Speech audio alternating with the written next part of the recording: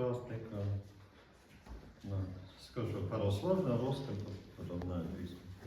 Сегодня церковь празднует память святого мученика Албана. Он был первым мучеником этих британских островах. Жил на втором или, может быть, третьем, или, может быть, начале IV века, неподалеку от Лондона. И, может быть, он был воином. Было гонение над церковью, и к нему пришел один священник, прося прибежище от гонителей. И Албан его принял в его дом, и священник ему говорил о Христе, о спасении, о душе. И святой Албан уверовал, принял святое крещение и сразу сделал предложение священнику, что они поменяли одежды, да?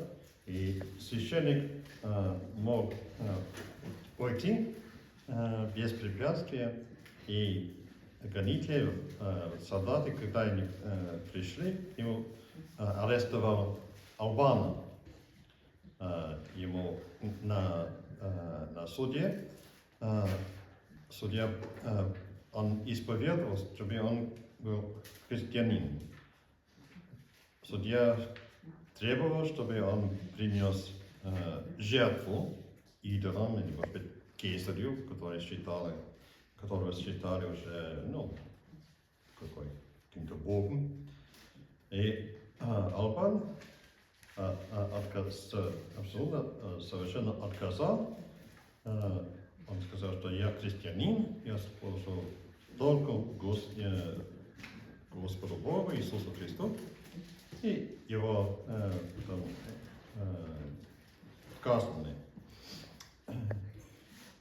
Он стал таким образом мучеником, первым мучеником. Мученик, надо правильно понимать, что это не только человек, который страдает. Мученик — это русский перевод греческого слова «матирос», от которого на английском есть «матер». А «матирос» означает «свидетель».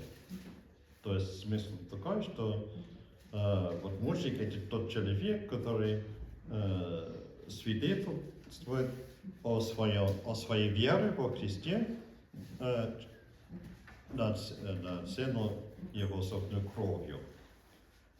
То есть каждый христианин призван стать свидетелем, да, о Христе. И иногда бывает, требуется умереть за свою веру во Христе. Но если такого нет у нас, каждый должен свидетельствовать. То есть надо принести какую-то жертву Богу. Да? И каждый должен думать, что такое мое свидетельство за веру во Христе. Господь в молитве святого Албана покажет каждому из нас вот этот путь. So today the church is keeping the memory of St Alban, who was the first martyr in the British Isles. He lived in the 3rd or maybe the beginning of the 4th century, still the time of the pagan Roman Empire, and there was a persecution against the Christians, against the church here, and a certain priest fleeing the persecutors, came to Alban and asked him if he could hide, in his house, or when took him in. He may have been a soldier in the Roman army, and the priest, they studied the dog. The priest, of course, talked to him about Christ, about the one true God, about how we can be saved through faith in Christ. And Alban was very receptive. He accepted the gospel of Christ, immediately received baptism because of the danger from the persecution, and made a proposition. He said to the priest, let us swap our clothes. You can go away, they won't recognize you, and I'll be wearing your clothes. So they came, and the soldiers came and arrested Alban, took him before the magistrate, and they demanded that he offer a sacrifice to the idols, maybe to Caesar, who was considered a kind of god already at that time. Alban steadfastly refused, proclaimed himself a Christian, and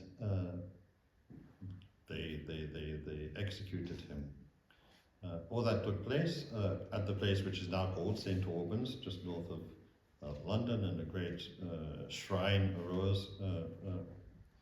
People came to venerate his relics and so on. So the point is that the word martyr comes from the Greek word martyros, which means a witness. So every Christian is called, we are all called to become witnesses, to become martyrs in a sense, because in the circumstances of life today, we cannot bear witness to Christ if we are just like everybody else. If we live according to the standards of this world, often immoral, unjust, and so on. So we have to, by our way of life, as Christians, we have to bear witness. We have to become some kind of martyrs for our faith, for Christ.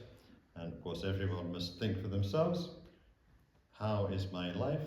How can my life be a witness to Christ? To the prayers of St Alban, may God show us all the way to that.